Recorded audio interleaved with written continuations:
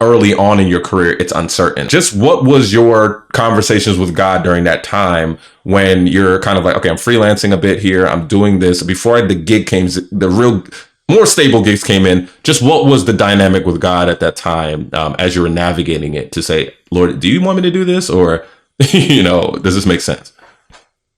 So there were a lot of prayers around God, am I following your will and your way? Is this my purpose? And he would offer what I refer to as God winks. So those winks would come in the form of another open door or an opportunity or a hosting opportunity. So that's when I knew I was on the right path, or an acceptance letter, a job offer.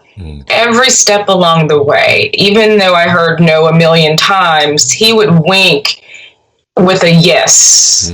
So I encourage those who are watching to just remember that no means not yet. He's still preparing you for what he wants you to do. And I did struggle with, okay, am I supposed to do this, or am I forcing it, or am I listening to God?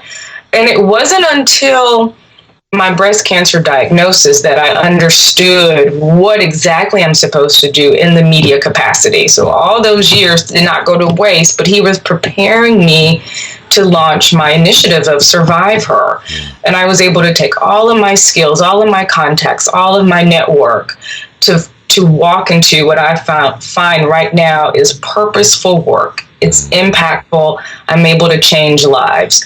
As a TV news reporter, can I make an impact? Maybe.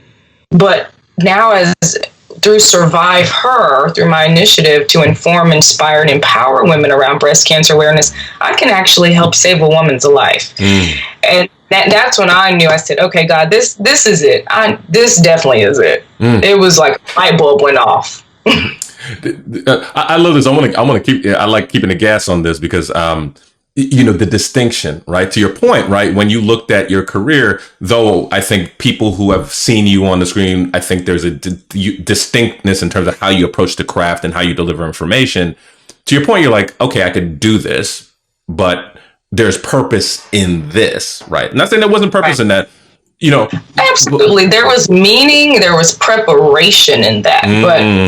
But when you're diagnosed with a chronic illness and you have to go through significant treatment, I went through 15 rounds of chemo, bilateral mastectomy, breast reconstruction, and several other procedures, life-saving procedures. And during COVID, you have to pause and say, okay, God, what is my purpose now? Because I really had to rebrand myself.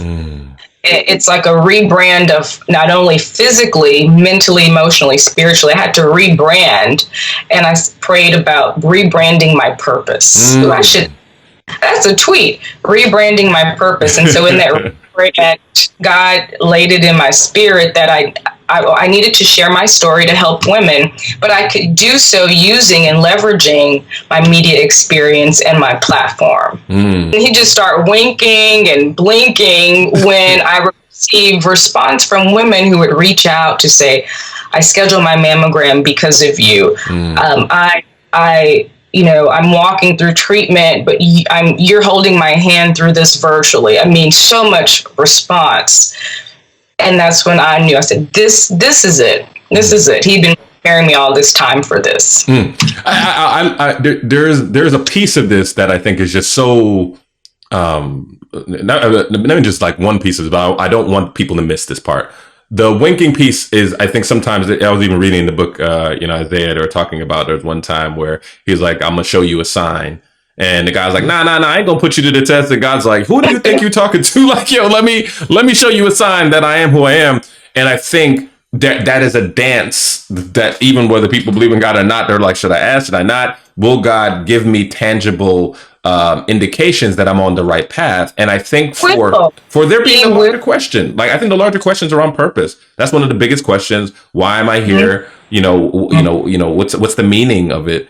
That you were saying, wow, I found that. And I was affirmed in the fact that, I'm on the right path. I'm doing something. I have to ask this, though, if before that, because what you hear is that for some people, it takes them coming face to face with the fragility of life, for things to be like, what was, let me ask you, what was your purpose before that? What did you understand as your purpose before that? Or was it more utility to say, I love what I do, I can do it? Just what was your purpose before that happened? Sure. Pre-breast cancer. Yes. Pre-BC.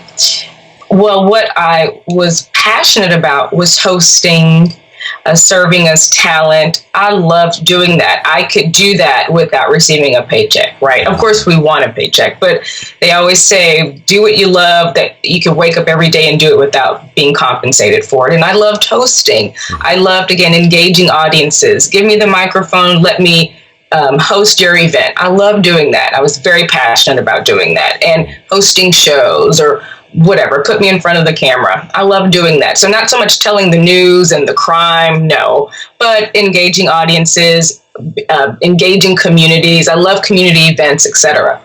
And I would get winks along the way doing that. And when I receive a lot of feedback from people that, when I think of a host, I think of Lyndsay. When I want someone to navigate an experience for an event, I think of Lyndsay. So those were my God winks. And so I was rolling with that. But still, I was, there was still some internal turmoil about, well, is this ultimately, God, what you want me to do? And then it did take that diagnosis, being face-to-face, really face-to-face with my mortality, in which he said, I'm giving you a restart, another start, another chance, a second chance at life to do what I want you to do. So for you, do you see it more as God was preparing you? As you said, you talked about preparation, or because you said gave a second chance, or was it the fact that he may have been nudging me to do more work that served people earlier? Or, I like that more. Well, I was serving people. Exactly. But was it life-changing service? Was it, or was it just talent? I served the community. I could host a nonprofit gala, but was that saving lives or changing lives? Likely not. So was it really helping God's kingdom? Was I supporting his kingdom? Was I aiding the kingdom? Was I saving lives and calling people to focus on and prioritize their health? I think he said, I need to use you as a vessel to communicate with women, specifically women of color, to prioritize their health. Because when you know this, living on the East Coast, you're going, you don't take care of self. And then all of a sudden something happens and, well, how do you react to that? So I just see it as a combination, but to answer your question, he was preparing me, but wanted me to shift my focus in how I was serving. It was a shift in focus, a significant shift in focus. I